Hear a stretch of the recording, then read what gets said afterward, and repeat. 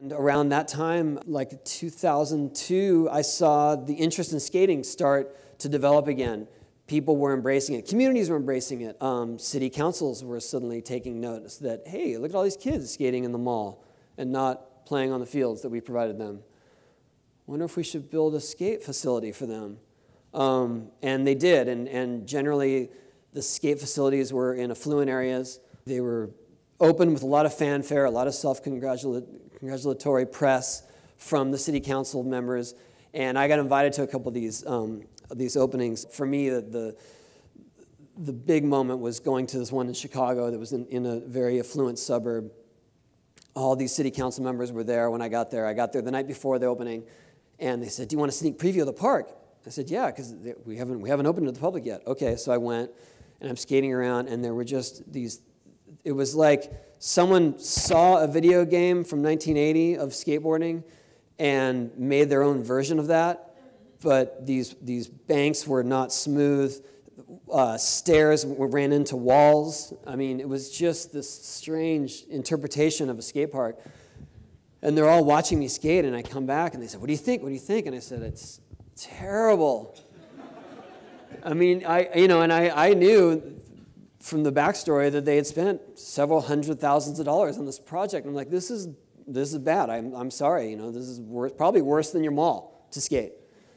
And they said, "You know what? That's what all the kids said." But we said, "Wait till Tony Hawk gets here, and he'll show you how to skate this thing."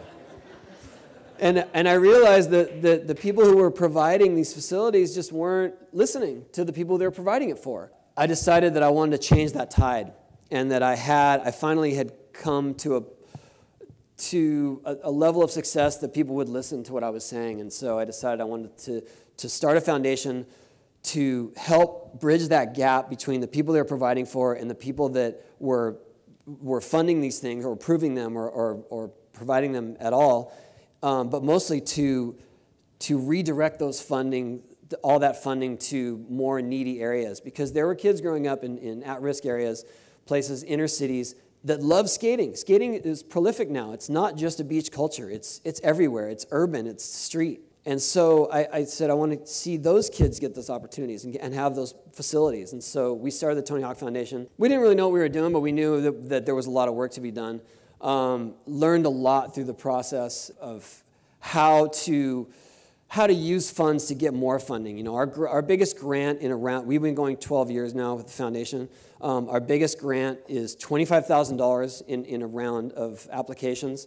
But our $25,000 goes on usually to either push the project into its final phases or to raise more funds. We have since helped to develop over 500 skate parks. We've helped to fund. We've given away over $4 million through Tony Hawk Foundation, and those funds have leveraged many more. I mean, over like $40 million, and helped to basically help about 4 million children. I mean, 4 million kids to have a place to skate. And as trivial as that may sound for a foundation, for a charity, it's not, because when you see these kids in these inner cities that have, like in Compton, we helped to fund almost entirely that project. In Compton, they have a world-class skate facility. These kids have a place to hone these skills. We're not trying to breed professionals. We're just trying to have a place where the kids can feel empowered and feel like they're looked after by their community.